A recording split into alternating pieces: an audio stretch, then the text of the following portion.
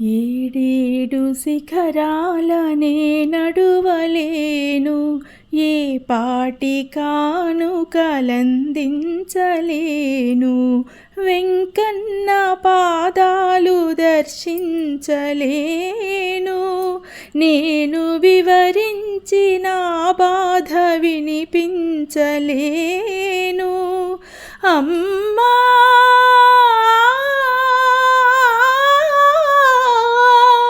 మముగన్న మాయమ్మలి వేలు మంగ, విభునికి మా మాట వినిపించవమ్మా, ప్రభువుకు మా మనవి వినిపించవమ్మా. కలవారినే గాని కరుణించలేడా, నిరుపేద మొరలేవి వినిపించు. పనంతా అయిపోయిన తర్వాత ఇట్లా దేవుడి ముందు కూర్చొని చక్కగా నోటికి వచ్చిన స్తోత్రాలు, పాటలు కొన్ని వింటూ కొన్ని పాడుతూ ఇలా దీపం పెట్టుకుంటే ఎంతో హాయిగా అనిపిస్తుందండి. దేవుడి విగ్రహాల గురించి చాలామందికి డౌట్స్ ఉండొచ్చు. ఏంటి మనం ఎన్నో చెత్త పనులు చేస్తూ ఉంటాం, ఎన్నో అబద్ధాలు ఆడుతాం, ఎందరికో మాట ఏమంటారండి విసిరేస్తూ ఉంటాం, లేకపోతే ఎవరినైనా వెక్కిరిస్తాము, ఎన్నో పనులు చేస్తూ ఉంటామండి. ఇది నేను జనరల్గా చెప్తున్నాను. నేను విగ్రహాలు తెచ్చుకునే ముందు నన్ను నేను క్వశ్చన్ చేసుకున్నాను, ఇవి చేయొచ్చా చేయకూడదా అని. సో నాకైతే ఒకటే రీజన్ దొరికిందండి, పూజిస్తున్నామండి భగవంతుడిని, కళ్ళెదుటిగా కూర్చోబెట్టుకొని పూజిస్తున్నాము, ఏమీ లోపం చేయటం. మనం వండుకుని అన్నం అక్కడ పెడతాం, మరగబెట్టిన పాలు కొంచెం తీసుకొచ్చి పెడతాం, లేదా పచ్చిపాలు తీసుకొచ్చి పెడతాం. మనం తినే ఒక అరటిపండో లేకపోతే ఇంకోటి ప్రత్యేకించి నైవేద్యాలు ఏమీ ఉండవు కదండి, అవి పెడతాం. అండ్ మనస్ఫూర్తి ఇవేవి పెట్టలేదనుకోండి, మనసుకు చికాగ్గా ఉందనుకోండి, చేయబుద్ధి ఏమీ అవ్వలేదనుకోండి, ఏదో కష్టం వచ్చి పడిపోయింది అనుకోండి, అట్లీస్ట్ దేవుడి దగ్గరికి వెళ్ళి అలా కూర్చొని మన కష్టాన్ని చెప్పుకున్నాం అనుకోండి, వేరెవ్వరో అనుకోండి అది బయట వాళ్ళకి షేర్ చేసేస్తారో ఇంకోటి అవుతుంది. కానీ భగవంతుడు ఎప్పుడూ కూడా మన మొర ఆలకిస్తాడు అన్న నమ్మకం మనకి చాలా బలాన్ని ఇస్తుందండి. అండ్ ప్రతిరోజు ఈ విగ్రహాలని క్లీన్ చేయాలా లేకపోతే తోమాలా, ఏం చేయాలి, దేవుణ్ణి ఎలా శుద్ధి చేసుకోవాలి అంటే చాలా సింపుల్ అండి. పెట్టిన పువ్వులన్నీ కూడా మరుసటి రోజు తీసేస్తాము. మీకు షూట్ చేస్తున్నాను కాబట్టి ఈ మాత్రం టైం అయినా పట్టింది కానండి. టకటక ఆ పువ్వులన్నీ తీసేసాను అనుకోండి, ఒక టిష్యూ పేపర్తో ముందు తుడిచేస్తాను విగ్రహాలని. ఆ తర్వాత విమ్ లిక్విడ్ ఉంటుంది కదండి, దాన్ని జస్ట్ 1 డ్రాప్ వేసి ఆ పేపర్ని తడిపి మళ్ళీ ఒకసారి తుడిచేసి నార్మల్ పేపర్తో విగ్రహాలు ఏదైనా జిడ్డుగా విగ్రహాలకి జిడ్డు ఉండదండి, దీపపు కుందులకు అనమాట. యాక్చువల్గా అయితే నేను వంటి చేత్తో కెమెరాని పట్టుకోవడము ఇంకో చేత్తో తీయడం వల్ల మీకు అర్థం అవుతుందో లేదో, బట్ ఒకటికి ఇంకొకసారి చూడండి తెలిసిపోతుంది. సో కుందులను కూడా నేను చేత్తో పట్టుకొని శుభ్రంగా క్లీన్ చేసేస్తానండి. ఇక్కడైతే మీకు చూపించడం కోసం అలా చేస్తున్నాను. అండ్ ప్రమిదలు నా దగ్గర బోలెడు సెట్స్ ఉన్నాయి, అండ్ బ్రాస్ దియాస్ కూడా చాలా ఉన్నాయండి. అండ్ ఇక్కడ తులసి మొక్కలు అన్నీ వేసానండి. ఆ చిన్న బాబు వస్తాడు కదా మన ఇంటికి, వాడేమో తులసి మొక్కలు వేద్దామంటే ఈ డబ్బాలు అంటే వేశాను. ఎంత ఫ్రెష్గా ఉన్నాయో. అండ్ పప్పులు కడిగిన నీళ్లు 2 రోజులు ఉంచుతానండి, ఉంచాక వాటిలో వాటర్ కలిపేసి అప్పుడు మొక్కలకి ఇస్తానన్నమాట. ఇదో మంచి లిక్విడ్ అండి, అంటే సమ్మర్లో ఏదో ఒకటి. అండ్ దేవుడికి పెట్టిన మొరాన్ని తీసుకొచ్చి అక్కడ జస్ట్ అలా పెట్టేశానమాట. నా దగ్గర ఉన్న మొరాలన్నీ కూడా అలా వచ్చిందేనండి. మరువం చాలా చాలా ఈజీ. చాలామంది అనుకుంటారు అది బ్రతకటం లేదు అలాగని. నాకు తమలపాకు ఎలా ఇబ్బంది పెడతాదో కొంతమందికి మరువం అలా ఇబ్బంది పెడతాదేమో. కానీ ఏంటి డిప్రెషన్కి, అంటే మన బ్రెయిన్ డల్గా ఉన్న, లేకపోతే చికాకుగా అనిపించిన, ఏదో తెలియని టెన్షన్గా అనిపించినా మాత్రం మరువం స్మెల్ చూడండి. అంటే మేము మొర అంటాము, లిటరల్లీ మరువం. సో స్మెల్ చాలా బాగుంటుందండి, చాలా చాలా చాలా. మేమైతే ఎక్కువ యూస్ చేస్తాము. అండ్ మా ఇంట్లో తులసి మొక్కలు ఎక్కువ ఉన్నాయి కాబట్టి అప్పుడప్పుడు తెంపేసి దేవుడి దగ్గర ఇలా పెట్టేస్తూ ఉంటాను. కానీ నాకు తుంచబుద్ధి అవ్వదండి తులసమ్మని. దేవుడికి ఎన్ని ఒత్తులు పెట్టాలి, ఏ ఆయిల్ వేయాలి, ఏ విధంగా పూజ చేయాలి, ఇదంతా కూడా మన ఇష్టం అండి. ఎక్కడా కూడా ఒంటి అన్నది చాలా తక్కువ కాబట్టి చక్కగా ఏమంటారు 2 ఒత్తులు వేసుకోండి. అండ్ నువ్వుల నూనె కానీ ఆవు నెయ్యి కానీ మంచిది కాబట్టి, అంటే స్మోక్ వల్ల దీపం వెలిగేటప్పుడు వచ్చే ఒక స్మెల్ కానీ స్మోక్ కానీ ఉంటుంది కదండి, అది చాలా చాలా మంచిదన్నమాట. యాక్చువల్గా దీని మీద ఒక రీసెర్చ్ కూడా అయ్యిందండి. ఒక ఆమెకి క్యాన్సర్ నుంచి ఉపశమనం అయ్యారని. అంటే ఇది కరెక్ట్ ఇది కాదు కానీ ఏదో ఒక డిసీజ్ నుంచి అయితే ఆవిడ రికవర్ అయ్యారండి. క్యాన్సరే అనుకుంటున్నాను. సో అంత పవర్ ఉందన్నమాట. నువ్వుల నూనె అయితే మరీ మంచిదండి. దేవుడి కోసం ఎలా నమ్ముతారు కాబట్టి ఒక్క దీపం పెట్టుకోండి చాలు మీరు ఉండే టైంలో. అండ్ ఈవినింగ్ పెట్టుకోండి, లేదా ఉదయం పెట్టుకోండి, లేదా అందరూ వెళ్ళిపోయిన తర్వాత అంటే అప్పుడు వెలిగించండి, నో ప్రాబ్లం. ఏదో ఒక టైంలో మీ మనసు ప్రశాంతంగా ఉండేందుకు చేసే ప్రక్రియ ఇది. అండ్ ఇంటిల్లిపాది అదే దండం పెట్టుకుంటాం, అదంటే మరీ సంతోషం. ఎవరైనా సరే మనల్ని చూసే మన వాళ్ళు చేస్తారు కాబట్టి, ఇంటికి దీపం ఇల్లాలే కాబట్టి ఖచ్చితంగా ప్రతిరోజు కూడా దీపం పెట్టడం చాలా మంచిదండి. అండ్ డేట్స్ అయినప్పుడు అప్పుడు ఎలగక్క విగ్రహాలు పెట్టుకుంటే అంటే పర్వాలేదండి, 5 రోజులు మానేస్తాం. ఆ తర్వాత చక్కగా చింతపండు ఉప్పు వేసి వీటన్నిటిని వేడి నీటిలో నానబెట్టేసి ఒక గంట పని అండి. నెలలో ఒక గంట పని ఆ మాత్రం చేయలేమా అంటే ప్రతిరోజు అయితే చాలా చాలా సింపుల్. ఒకటి గుర్తుపెట్టుకోండి, వీటి వల్ల వచ్చే ఆనందం ఎంత ఉందో అది చూడండి. ఆనందం ఎక్కువగా ఉందా, శ్రమ ఎక్కువగా ఉందా? ఒకవేళ దీన్ని మీరు తోమాలి, తొడవాలి, ఇక్కడ ముగ్గులు వేయాలి, పసుపు నీళ్ళు చల్లాలి, అది చెయ్యాలి, ఇది చెయ్యాలి అనుకొని మీరు కంగారు అయిపోయి రేపు నైవేద్యాలు ఏం పెట్టాలి, అరటిపళ్ళు లేవు, ఊదొత్తులు లేవు, హారతి కర్పూరం లేదు, పువ్వులు లేవు, ప్రతిరోజు కొనేసి ఉన్నా లేకపోయినా అంటే తక్కువ అవ్వదండి. ప్రతిరోజు పువ్వులు పెట్టాలి.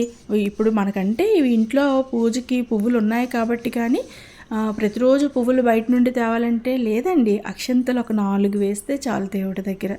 మీ మనసు అక్కడ ఇంపార్టెంట్. కానీ ఒకవేళ మీరు అవన్నీ చేసినా కూడా మీ మనసు పొయ్యి మీద పెట్టిన పాలు మీదో, లేకపోతే పిల్లలు రెడీ అవ్వలేదనో, లేకపోతే నిన్న రాత్రి జరిగిన ఇష్యూ మీదో ఉంటే మీకు ఉపయోగం ఏముందండి? మీరు కాన్సన్ట్రేషన్ అంటే ఒక విధంగా చెప్పాలంటే ధ్యానం అంటారు కదండి, దేవుడి దగ్గర కూర్చొని ప్రశాంతంగా ధ్యానం చేసుకోవచ్చండి.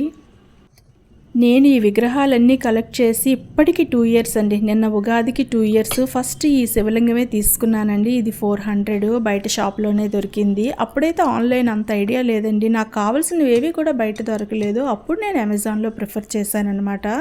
సో ఇంట్రెస్ట్ ఉండే వాళ్ళకి లింక్స్ కూడా షేర్ చేస్తాను, ఎవరైనా ఇష్టపడితే తీసుకోండి.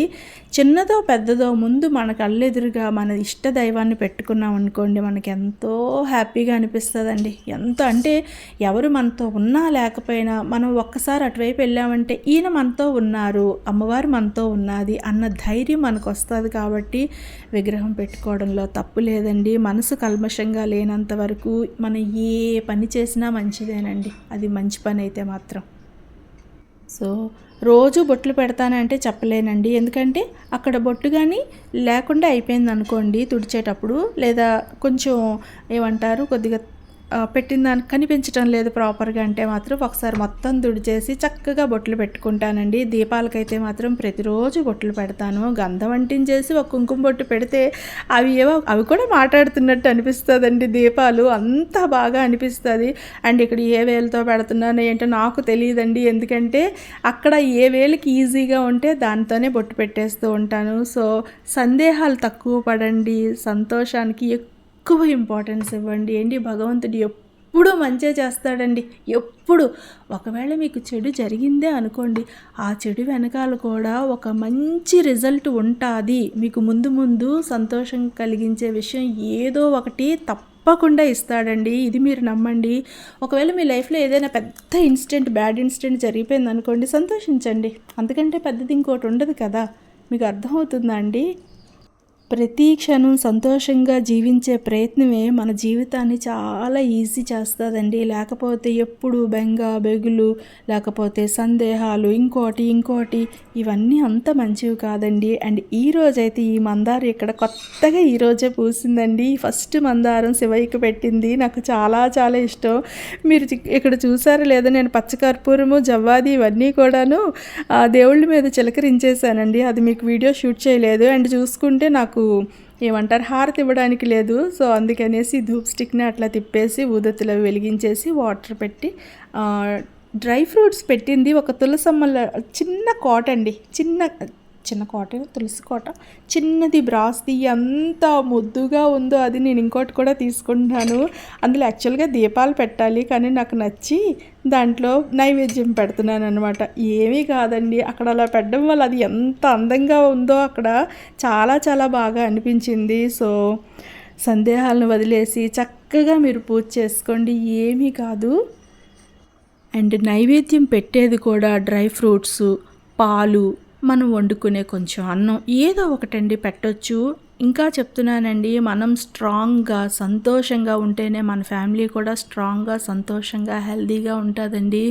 సో తినాల్సినవి ఖచ్చితంగా తినండి, కరెక్ట్ టైంకి తినండి, కరెక్ట్ క్వాంటిటీ తినండి. తినమన్నాం కదా అనేసి ఏదో ఒకటి, అంటే మీరు రైస్ తినొచ్చు, చపాతీ తినొచ్చు. సో అక్కడ మీకు ఏది ప్రయారిటీ, ఏది మీకు హెల్త్కి మంచిది అంటే దాన్ని తినండి. అండ్ స్వీట్స్ తినొచ్చు, లేదా ఏమంటారు ఫ్రూట్స్ తినొచ్చు. సో దాంట్లో మీరు ఏది చూస్ చేసుకుంటారు. అండ్ ఒక గిన్నెడు తినొచ్చు, జస్ట్ ఒక 4-5 స్పూన్లు తినొచ్చు. సో అక్కడ ఆ వస్తువుని బట్టి, అంటే ఆ తినే పదార్థాన్ని బట్టి, మీకు కావాల్సిన దాన్ని బట్టి, మీకుండే ఇప్పుడు అందరికీ, ఇప్పుడు నాకు కూడా థైరాయిడ్ ఉందండి, కొంతమంది సిస్టర్స్ బీపీ అన్నారు, షుగర్ అన్నారు. సో మన లైఫ్లో ఏది ఇంపార్టెంట్, మనకి ఉండే డిసీజ్ని బట్టి కూడా తినాలండి ఇప్పుడు. అండ్ మన ఏజ్ని బట్టి తినాలి, మనం చేసే వర్క్ని బట్టి తినాలి, మనకుండే హెల్త్ హెల్త్ మ్యాటర్ని బట్టి కూడా తినాలండి. ఈ తాబేలు మన ఇంటికి మొన్న పెద్ద తాబేలు వచ్చింది కదా, అది వెళ్ళిపోయిన తర్వాత నాకు అది కావాలనిపించింది. సో వెతికానండి, చాలా బొమ్మలు కనిపించాయి, కానీ ఈ బ్రాస్ అయితే నాకు బాగా నచ్చింది. ఒక్కసారి కొనుక్కున్నాం అనుకోండి, ఇది మనకి ఎక్కడ నచ్చితే అక్కడ ఇంట్లో డెకరేట్ చేసుకోవచ్చు. ఇవన్నీ సర్దుతానండి, ఇవన్నీ ఇంకా సర్దాల్సింది, జస్ట్ అలా పెట్టానన్నమాట. అండ్ కుందులు అయితే నా దగ్గర ఎన్ని ఉన్నాయో నాకే తెలియదు. సో అన్నీ మీకు చూపించలేనండి, ఎందుకంటే ఆ ఇరకిరకల్లో ఉన్నాయి. దేవుడి గదికి ఈరోజో రేపో మా వారు కార్పెంటర్ని పంపిస్తానన్నారు. శ్రీరామనవమి లోపు చేస్తానని ఆయన నాకు మాట ఇచ్చారు, మరి ఏం చేస్తారో తెలీదు. కానీ ఏ వర్క్ పెట్టుకున్నా సమ్మర్లోని ధూళి అయిపోతే చాలా చిరాకు వచ్చేస్తుంది. ఇదంతా ఎలా చేస్తారో నాకే తెలీదు. నాకు మాత్రం ఇంటి పని అంటే చాలా భయం అండి. మా వారు సివిల్ ఇంజనీరా, అతని బట్టలకి సిమెంటు, దుమ్ము, ధూళి, సెంటరింగ్ తాలూకా మట్టి అంటే ఉంటుంది కదండి, అదంతా తెచ్చి ఆ బట్టలు కానీ అవి కానీ నాకు చాలా చాలా ఇది. అండ్ మా ఇంట్లో అయితే సంవత్సరానికి ఒకటి చొప్పున ఏదో ఒక వర్క్ అవుతూనే ఉంటుంది. ఎందుకంటే మేము ముందుగా ఇంటిని ప్లాన్ చేసుకొని కట్టుకోలేదండి.